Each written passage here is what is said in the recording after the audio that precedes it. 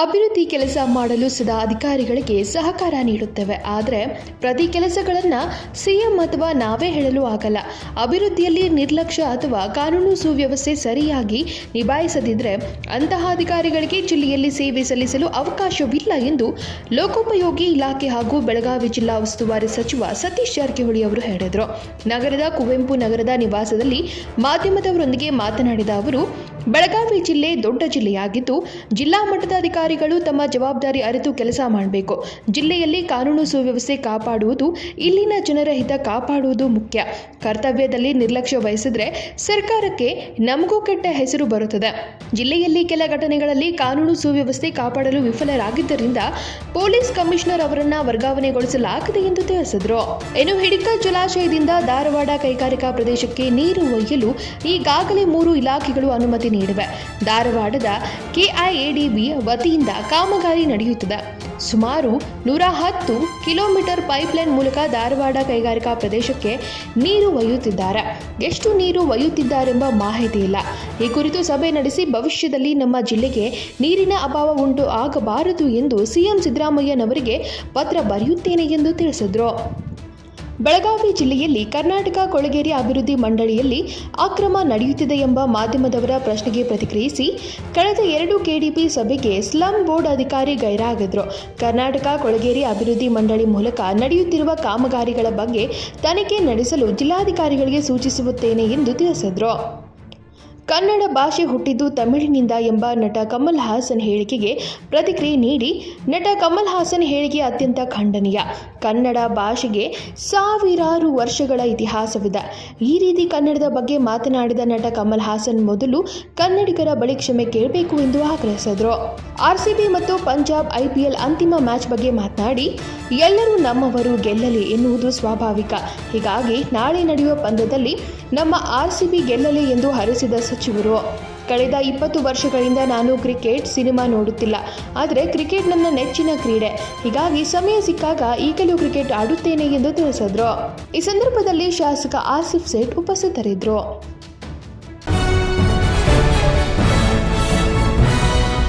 ಹಳೆ ಹುಬ್ಬಳ್ಳಿ ಗಲಭೆ ಕೇಸ್ ಹಿಂಪಡೆದ ಹಿನ್ನೆಲೆ ಕೋರ್ಟ್ ತಡೆ ವಿಚಾರ ಈಗಲೂ ಅಮಾಯಕರು ಅಂತಾನೆ ಹೇಳ್ತೀನಿ.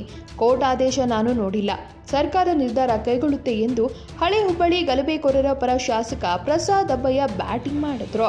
ಹುಬ್ಬಳ್ಳಿಯಲ್ಲಿ ಮಾತನಾಡಿದ ಅವರು, ಲಾಬುರಾಮ್ ಒಳ್ಳೆಯ ಅಧಿಕಾರಿ ಇದ್ರು, ಒತ್ತಡ ಹಾಕಿಸಿ ಮಾಡಿಸಿದ್ರು. ಆ ಪ್ರತಿಭಟನೆಯಲ್ಲಿ ಹಿಂದೂಗಳಿದ್ರು, ಅವರನ್ನ ಯಾಕೆ ನೀವು ಗಣನೆಗೆ ತೆಗೆದುಕೊಳ್ಳಿಲ್ಲ? ಹಠಕ್ಕೆ ಬಿದ್ದು ವಾಪಸ್ ಪಡೆಯೋದು ಇಲ್ಲ. ಸಾಧಕ ಬಾಧಕಗಳನ್ನು ನೋಡಿ ತೆಗೆದುಕೊಳ್ಳುತ್ತೆ. ಯಾವುದೋ ಡಿಪಾರ್ಟ್ಮೆಂಟ್ ಕೊಟ್ಟ ಕೂಡಲೇ ತೀರ್ಮಾನ ಆಗೋದಿಲ್ಲ. ಸರ್ಕಾರ ಇದರ ಬಗ್ಗೆ ಚರ್ಚೆ ಮಾಡುತ್ತೆ. ಇದೊಂದೇ ಅಲ್ಲ, ಇನ್ನೂ ಉಳಿದ ದೊಂಬಿ ಕೇಸ್ಗಳನ್ನು ಹಿಂಪಡೆದರಲ್ಲ, ಇದರ ಬಗ್ಗೆ ಏನು ಹೇಳ್ತೀರಿ ಎಂದು ಶಾಸಕ ಪ್ರಸಾದ್ ಅಬ್ಬಯ್ಯ ಹೇಳಿದ್ರು.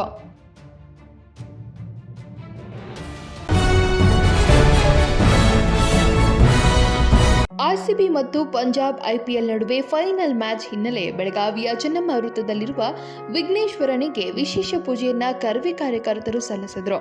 ಕರ್ನಾಟಕ ರಕ್ಷಣಾ ವೇದಿಕೆ ಬಣದ ಜಿಲ್ಲಾಧ್ಯಕ್ಷ ದೀಪ ಗುಡುಗನಟಿ ನೇತೃತ್ವದಲ್ಲಿ ಪೂಜೆ ನಡೆಯಿತು. ವಿರಾಟ್ ಕೊಹ್ಲಿ, ಕನ್ನಡಿಗ ಮಯಾಂಕ್ ಅಗರ್ವಾಲ್ ಸೇರಿ ತಂಡದ ಆಟಗಾರರ ಭಾವಚಿತ್ರ ಹಿಡಿದು ಪೂಜೆ ಸಲ್ಲಿಸಿ ಆರ್ಸಿಬಿ ತಂಡಕ್ಕೆ ಜಯವಾಗಲೆಂದು ಘೋಷಣೆ ಕೂಗಿ, ಈ ಸಲ ಕಪ್ ನಮ್ದೇ ಎಂದು ಕರ್ವೆ ಕಾರ್ಯಕರ್ತರು ಘೋಷಣೆ ಕೂಗಿದ್ರು. ಗೆದ್ದು ಬಾ ಆರ್ಸಿಬಿ, ಗೆದ್ದು ಬಾ ಆರ್ಸಿಬಿ ಅಂತ ಜಯ ಘೋಷ ಹಾಕಿ ರನ್ ವಿಕ್ರಮ್ ವಿರಾಟ್, ಮಯಾಂಕ್ ಮಹಿಮೆ ಅಂತ ಘೋಷಣೆ ವ್ಯಾಖ್ಯೆ ಬರೆದು ಕರ್ವೆ ಕಾರ್ಯಕರ್ತರು ಶುಭ ಕೋರಿದ್ರು. ಈ ಸಂದರ್ಭದಲ್ಲಿ ಚಿಕ್ಕ ಮಕ್ಕಳು ಕೂಡ ಆರ್ಸಿಬಿ ತಂಡಕ್ಕೆ ಶುಭ ಕೋರಿದ್ರು.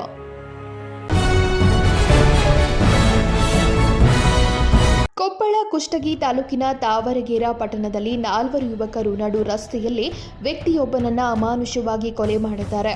ಯುವಕರು ಕೊಲೆ ಮಾಡುವ ದೃಶ್ಯ ಸ್ಥಳೀಯರು ತಮ್ಮ ಮೊಬೈಲ್ನಲ್ಲಿ ಸೆರೆ ಹಿಡಿದಿದ್ದು ವ್ಯಾಪಕವಾಗಿ ವೈರಲ್ ಆಗಿದೆ.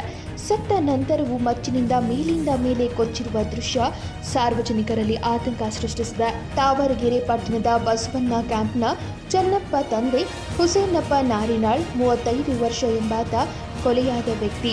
ಒಂದೇ ಸಮುದಾಯದ 2 ಗುಂಪಿನ ನಡುವಿನ ಹಳೆ ವೈಷಮ್ಯ ಕೊಲೆಯಲ್ಲಿ ಅಂತ್ಯವಾಗಿದೆ. ಹತ್ಯೆಯಾದ ಚನ್ನಪ್ಪನ ಸಹೋದರ ದುರ್ಗಪ್ಪ ನಾರಿನಾಳ್ ನೀಡಿದ ದೂರು ಆಧರಿಸಿ ಒಟ್ಟು 10 ಜನರ ವಿರುದ್ಧ ಪ್ರಕರಣ ದಾಖಲಾಗಿದೆ. ರವಿ ತಾಯಿ ಛತ್ರಮ್ಮ ನಾರಿನಾಳ್ 24, ಪ್ರದೀಪ್ ದುರ್ಗೇಶ್ ನಾರಿನಾಳ್ 23, ಸೋಮನಾಥ್ ಚಂದ್ರಪ್ಪ ನಾರಿನಾಳ್ 30 ವರ್ಷ, ನಾಗರಾಜ್ ಬಸಪ್ಪ ನಾರಿನಾಳ್ 22, ಶ್ಯಾಮಣ್ಣ ತಾಯಿ ಹುಸೇನಮ್ಮ ನಾರಿನಾಳ್ 61, ದುರೇಶ್ ತಾಯಿ ಹುಸೇನಮ್ಮ ನಾರಿನಾಳ್ 45, ಗುರುಪಾದಮ್ಮ ಆನಂದ್ ಭಂಡಾರಿ 58, ಮಂಜುನಾಥ್ ದುರ್ಗಪ್ಪ ನಾರಿನಾಳ್ 30, ಗೌತಮ್ ಆನಂದ್ ಭಂಡಾರಿ 29, ಪ್ರಮೋದ್ ದುರ್ಗೇಶ್ ನಾರಿನಾಳ್ 28 ವರ್ಷ ಆರೋಪಿತರು.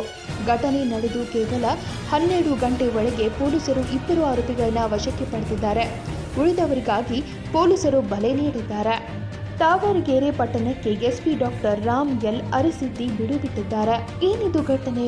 ಮೃತ ವ್ಯಕ್ತಿ ಶನಿವಾರ ರಾತ್ರಿ ಆಸ್ಪತ್ರೆಯಿಂದ ಬರ್ತಾ ಇದ್ರು. ಆಗ ಬೈಕ್ನಲ್ಲಿ ಬರ್ತಿದ್ದ ಚನ್ನಬಸಪ್ಪ ನಾರಿಹಾಳ್ ಆಗ ದುಷ್ಕರ್ಮಿಗಳು ಏಕಾಏಕಿ ದಾಳಿ ಮಾಡಿದ್ರಿಂದ ತಪ್ಪಿಸಿಕೊಳ್ಳಲು ಸಿಂಧನೂರು ಕ್ರಾಸ್ ಬಳಿ ಬೈಕ್ ಕೆಳಗೆ ಬಿಟ್ಟು ಸಮೀಪದ ಬೇಕರಿಗೆ ನುಗ್ಗಿದ್ದಾನೆ. ಅಷ್ಟಕ್ಕೂ ಸುಮ್ಮನಾಗದ ದುಷ್ಕರ್ಮಿಗಳು ಬೇಕರಿಗೆ ನುಗ್ಗಿ ಚನ್ನಪ್ಪನ ಮೇಲೆ ಮನಸ್ಸು ಇಚ್ಛೆ ಮಚ್ಚಿನಿಂದ ದಾಳಿ ಮಾಡಿ ಹೊರಗೆ ಎಳೆ ತಂದಿದ್ದಾರೆ. ನಂತರ ಮೇಲಿಂದ ಮೇಲೆ ಮಚ್ಚಿನಿಂದ ಕೊಚ್ಚಿದ್ದಾರೆ. ಚನ್ನಪ್ಪ ನಾರಿನಾಳ್ ಶ್ಯಾಮಣ್ಣ ನಾರಿನಾಳ್ ಕುಟುಂಬದ ನಡುವೆ 2 ದಶಕದಿಂದ ಹಗೆತನ ಇದೆ. ಪಂಪಂ ಚುನಾವಣೆಯಿಂದ ಹಗೆತನ ಮತ್ತಷ್ಟು ಹೆಚ್ಚಾಗಿತ್ತು ಎನ್ನಲಾಗಿದೆ. ಶ್ಯಾಮಣ್ಣ ನಾರಿನಾಳ್ ಕುಟುಂಬದ ಸದಸ್ಯರೊಬ್ಬರು ಚುನಾವಣೆಯಲ್ಲಿ ಸ್ಪರ್ಧಿಸಿ ಸೋತಿದ್ದರು. ಈ ವೇಳೆ ಚನ್ನಪ್ಪ ನಾರಿನಾಳ್ ಕುಟುಂಬ ಶ್ಯಾಮಣ್ಣ ನಾರಿನಾಳ್ ಕುಟುಂಬದವರಿಗೆ ಬೆಂಬಲಿಸದೆ ಪ್ರತಿಸ್ಪರ್ಧಿ ಕುಟುಂಬಕ್ಕೆ ಬೆಂಬಲ ನೀಡಿದ್ದು ಕೂಡ ಗಲಾಟೆಗೆ ಕಾರಣ ಎನ್ನಲಾಗಿದೆ. ಆಸ್ತಿ ಕಲಹ. ಚನ್ನಪ್ಪ ನಾರಿನಾಳ್ ಕುಟುಂಬದ ಸಂಬಂಧಿಕರೊಬ್ಬರು ತಮ್ಮ ಜಮೀನನ್ನ ಶ್ಯಾಮಣ್ಣ ನಾರಿನಾಳ್ ಕುಟುಂಬಕ್ಕೆ ಮಾರಾಟ ಮಾಡಿದ್ರು. ಈ ಬಗ್ಗೆ ಚನ್ನಪ್ಪ ಜಮೀನು ನೋಂದಣಿ ಆಗದಂತೆ ಕೋರ್ಟ್ನಿಂದ ತಡೆಯಾಜ್ಞೆ ತಂದಿದ್ರು. ಇದು ಸಹಜವಾಗಿಯೇ ಶ್ಯಾಮಣ್ಣ ನಾರಿನಾಳ್ ಕುಟುಂಬದವರ ಆಕ್ರೋಶಕ್ಕೆ ಕಾರಣವಾಗಿತ್ತು. ಇದರಿಂದ ಹೊಂಚು ಹಾಕಿ ಚನ್ನಪ್ಪ ನಾರಿನಾಳನ್ನ ಕೊಲೆ ಮಾಡಲಾಗಿದೆ ಎಂದು ಮೃತನ ಕುಟುಂಬ ಆರೋಪಿಸಿದೆ. ಹಳೆ ವೈಷಮ್ಯ ಪೊಲೀಸರ ನಿರ್ಲಕ್ಷ್ಯಕ್ಕೆ ಕುಟುಂಬಸ್ಥರ ಆಕ್ರೋಶ. ಈ ಹಿಂದೆ ಈ 2 ಕುಟುಂಬದ ನಡುವೆ ಅನೇಕ ಬಾರಿ ಗಲಾಟೆ ನಡೆದಿದೆ. ಈ ಕುರಿತು ತಾವರಗೆರೆ ಪಟ್ಟಣದಲ್ಲಿ ಅನೇಕ ಪ್ರಕರಣ ದಾಖಲಾಗಿದೆ. ಪೊಲೀಸರು 2 ಗುಂಪಿನ ಹಲವರ ಮೇಲೆ ರೌಡಿ ಶೀಟರ್ ತೆರೆದು ಗಡೀಪಾರಿಗೂ ಶಿಫಾರಸು ಮಾಡಿದ್ದಾರೆ. ಆದರೆ ಉಪವಿಭಾಗಾಧಿಕಾರಿ ತ್ವರಿತವಾಗಿ ವಿಚಾರಣೆ ಮಾಡಿ ಕ್ರಮಕ್ಕೆ ಮುಂದಾಗದಿರುವುದು ಘಟನೆಗೆ ಕಾರಣವಾಗಿದೆ. ಒಂದೊಮ್ಮೆ 2 ಗುಂಪಿನ ಇಬ್ಬರನ್ನ ಗಡೀಪಾರು ಮಾಡಿದ್ರೆ ಘಟನೆಯೇ ನಡೆಯುತ್ತಿರಲಿಲ್ಲ ಎಂಬ ಆರೋಪ ಕೇಳಿ ಬಂದಿದೆ. ಕೊಲೆಗೂ ಮುನ್ನ ವಾಟ್ಸಪ್ ಸ್ಟೇಟಸ್ನಲ್ಲಿ ಮಚ್ಚು ಲಾಂಗುಗಳ ಫೋಟೋ ಆರೋಪಿಗಳು ಇಟ್ಟಿದ್ರಂತೆ. ಇದರ ಬಗ್ಗೆ ಕೊಲೆಯಾದ ವ್ಯಕ್ತಿಯ ಕುಟುಂಬಸ್ಥರು ತಾವರಗೆರೆ ಪೊಲೀಸರ ಗಮನಕ್ಕೆ ತಂದಿದ್ರಂತೆ. ಆದರೂ ಪೊಲೀಸರು ಸುಮ್ಮನಿದ್ದಿದ್ದು ಯಾಕೆ ಅಂತ ಕುಟುಂಬಸ್ಥರು ಆಕ್ರೋಶ ಹೊರಹಾಕಿದ್ದಾರೆ.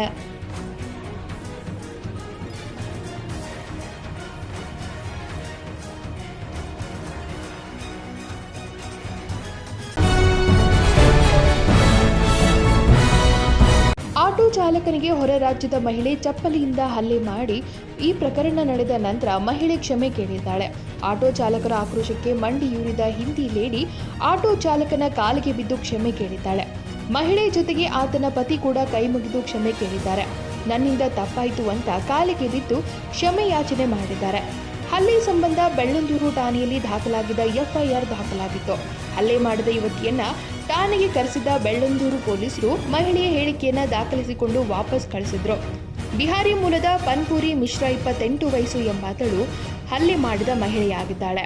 ಪನ್ಪುರಿ ಗರ್ಭಿಣಿಯಾಗಿದ್ದು ಆಸ್ಪತ್ರೆಗೆ ತೆರಳಿ ವಾಪಸ್ ಬರುತ್ತಿರುವಾಗ ಈ ಘಟನೆ ನಡೆದಿದೆ.